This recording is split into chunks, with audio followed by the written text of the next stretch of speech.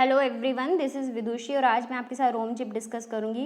But मैं आपको suggest करूंगी कि रोम पढ़ने से पहले आप पिछली वीडियो ज़रूर देख लीजिए ताकि आपको थोड़ी कनेक्टिविटी फील हो।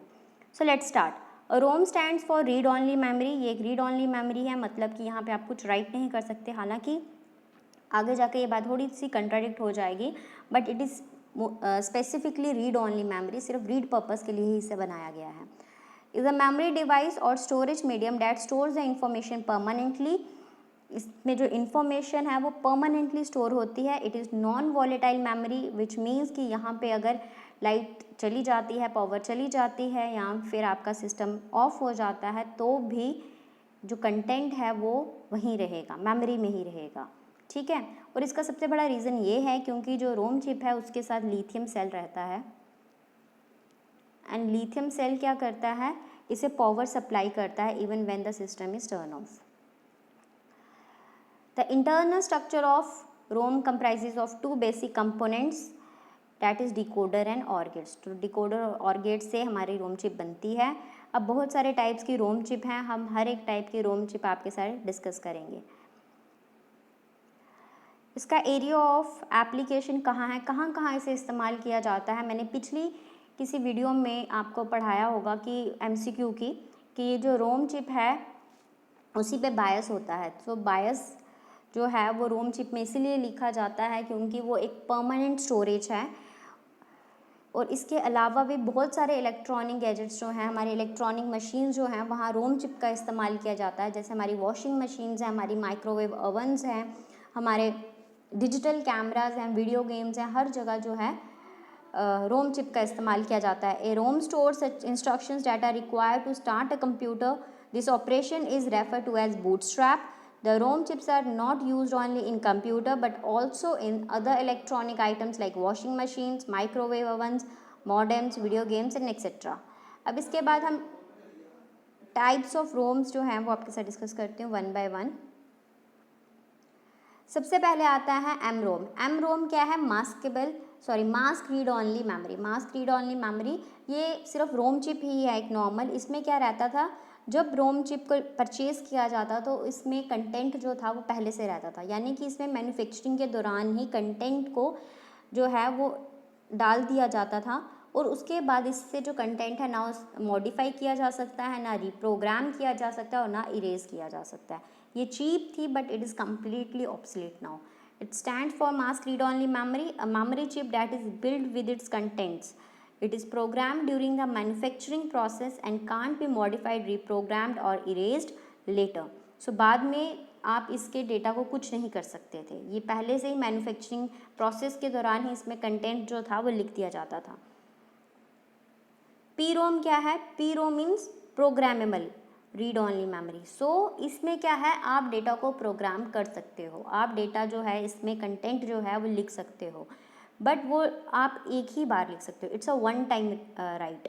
सो आप एक ही बार इसमें डेटा को राइट कर सकते हो। और इसमें क्या होता था, जब हम जो ब्लैंक इसमें जब हम पी रोम मार्केट से लेते थे तो पी रोम जो होती थी एक ब्लैंक चिप होती थी और उस ब्लैंक चिप में हम एक हमारे पास डिवाइस रहता था जिसे पी रोम बर्नर और पी रोम प्रोग्रामर कहा जाता था। सो उस डिवाइस की हेल्प से इसे हम प्रोग्राम करते थे, बट वो प्रोग्राम सिर्फ एक ही बार होता था। उसके बाद डेटा को ना इरेज किया जा सकता था, ना रीप्रोग्राम किया जा सकता था।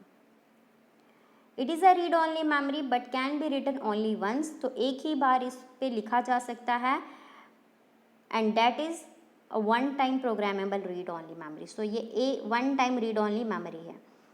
Fabricating the information to PROM, there is a special device called PROM programmer और PROM burner. So इससे इंफॉर्मेशन लिखने के लिए हमें एक डिवाइस की ज़रूरत पड़ती है जिसे PROM programmer और PROM burner भी कहा जाता है। The process of programming a PROM is known as burning process or burning PROM, and once it is programmed the data can't be modified later. तो एक बार जब इस पे कंटेंट लिख दिया जाता है आप उसको दोबारा बाद में चेंज नहीं कर सकते। The user buys a blank P ROM, एक blank P ROM chip market से लेता है user and then enter the desired content using a P ROM burner और प्रोग्रामर। देन उसके बाद हमारे पास आता है ई प्रोम। ई प्रोम जो है वो erasable programmable read only memory है, यानी कि नाम से ही पता चल रहा है कि इरेज जो है इसमें हम डेटा को कर सकते हैं। ये फीचर हमारे पास यहाँ नहीं अवेलेबल था, तो इसी फीचर को यहाँ पे अवेलेबल किया गया है। It gives the opportunity to erase the program data. The EEPROM needs the UV light to erase the data. तो अब जो यहाँ पे डेटा को इरेज करना है वो किसकी हेल्प से करना है? UV लाइट्स से। It is not possible to erase a particular byte of data in the EEPROM. Particular byte of data का मतलब है कि हम कोई पर्टिकुलर डेटा को डिलीट नहीं कर सकते।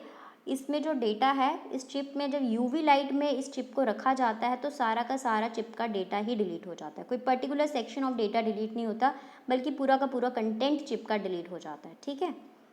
It comes with a quartz window through which a specific frequency of UV light is pass to erase the data. तो इसमें क्या रहती है, एक विंडो रहती है जो ज़्यादा हमारे पास हार्ड होती है नॉर्मल ग्लास से, और इससे क्या किया जाता है, इस विंडो के ऊपर इस तरह ये हमारी EEPROM होती है। और इस EEPROM में ये इस तरह एक विंडो रहती है, ग्लास रहता है, जिसके ऊपर यूवी रेज जो हैं वो डाली जाती हैं। और डाली किसके साथ जाती हैं? एक हमारे पास डिवाइस रहता है EEPROM इरेज़र, आप बोल दीजिए डेटा इरेज़र भी बोल सकते हो, या फिर EEPROM इरेज़र एक डिवाइस रहता है जिसकी हेल्प से यहाँ पे हम क्या करते हैं, यूवी रेज़ को इस विंडो पे डालते हैं। और जैसे ही इस विंडो पे रेज़ आती हैं तो हमारे चिप का कंटेंट जो है वो डिलीट हो जाता है, पर पर्टिकुलर बाइट ऑफ डेटा नहीं डिलीट होता, सारा का सारा कंटेंट जो है वो डिलीट हो जाता है। अब इसके लिए किया क्या जाता है, EEPROM पे यूवी रेज़ डाली कैसी जाती हैं? EEPROM पे यूवी रेज़ को डालने के लिए पहले EEPROM को मदरबोर्ड से जो है पहले पुल आउट किया जाएगा, वहाँ से निकाला जाएगा, और जैसे ही उससे वहाँ से निकाला जाएगा उसके बाद EEPROM इरेज़र में उसे रखकर उससे डेटा को डिलीट किया जाएगा। ठीक है। तो पहले इससे क्या किया जाएगा, मदरबोर्ड से पहले हम इस जो चिप है उसको निकालते हैं, उसके बाद हम इसे EEPROM इरेज़र में रखकर जो डेटा को वो डिलीट करते हैं with the help of UV rays. उसके बाद आता है इलेक्ट्रिकली इरेजेबल PROM, यानी कि यहाँ पे हम इलेक्ट्रिक पल्सिस की हेल्प से डेटा को डिलीट करते हैं और राइट करते हैं। It erased and program electrically. So इसमें क्या रहता है कि इरेज करना या फिर प्रोग्राम करना किस तरह, electrically. It uses the electrical signal instead of UV rays. So UV rays नहीं इसमें यूज़ होते, बल्कि इलेक्ट्रिकल पल्सेस यूज़ होती हैं। No transparent window is needed. Any byte can be erased at a time instead of entire chip, and therefore any location can be selectively erased and programmed. But it's a slow memory. So EEPROM में क्या रहता है, इसे EEPROM भी कहा जाता है। So इसमें क्या रहता है कि हमें जहाँ पे हम EEPROM में सारा का सारा डेटा ही डिलीट हो जाता था हमारे चिप का, इसमें ऐसा नहीं है। इसमें हम पर्टिकुलर सेक्शन ऑफ डेटा जो है वो डिलीट कर सकते हैं। ठीक है। Any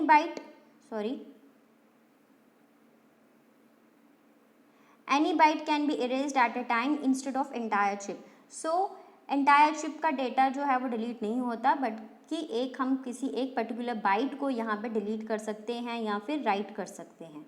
but it's a slow memory. So slow memory क्यों है, जब एक पर्टिकुलर बाइट को ही इरेज करेंगे या फिर प्रोग्राम करेंगे तो उसका जो मेमोरी लोकेशन है पहले वो फाइंड आउट करना पड़ेगा, इसलिए ये थोड़ी स्लो प्रोसेस हो जाता है। अब आप देख रहे होंगे, ये देखिए यहाँ पे एक इमेज है, ये जो EEPROM है इसके ऊपर एक विंडो बनी हुई है। इसी विंडो पे जो यूवी रेज जो हैं उनको डाला जाता है EEPROM इरेज़र की हेल्प से, और डेटा को इरेज किया जाता है सारे के सारे।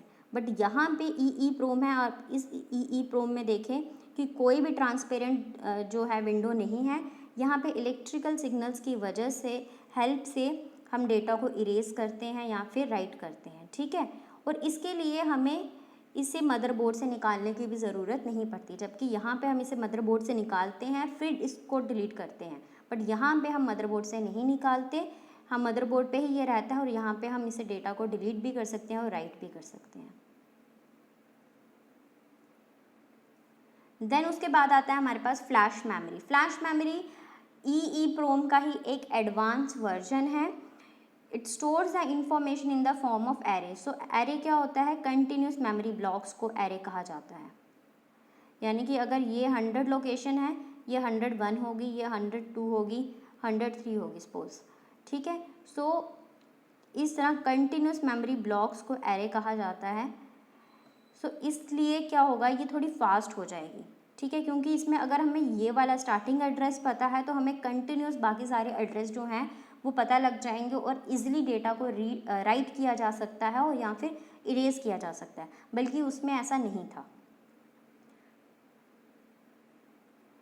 Flash memory stores the information in the form of array. We can delete or write the block of data around 512 bytes at a particular time.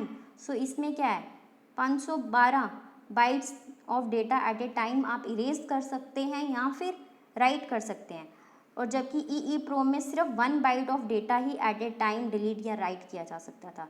So this memory is faster than EEPROM, और इसी वजह से जो बायस chips होती हैं वो usually flash memory में आजकल रखी जाती हैं, ठीक है। सो आई होप आपको समझ आया होगा। सो अगर आपको कोई भी कहीं भी कोई प्रॉब्लम आती है, आप कमेंट सेक्शन में लिख कर हमें बता सकते हैं। हम पूरी कोशिश करेंगे कि हम आपकी हर प्रॉब्लम को, हर क्वेरी को सॉल्व करें। So thank you so much and do share, subscribe our channel.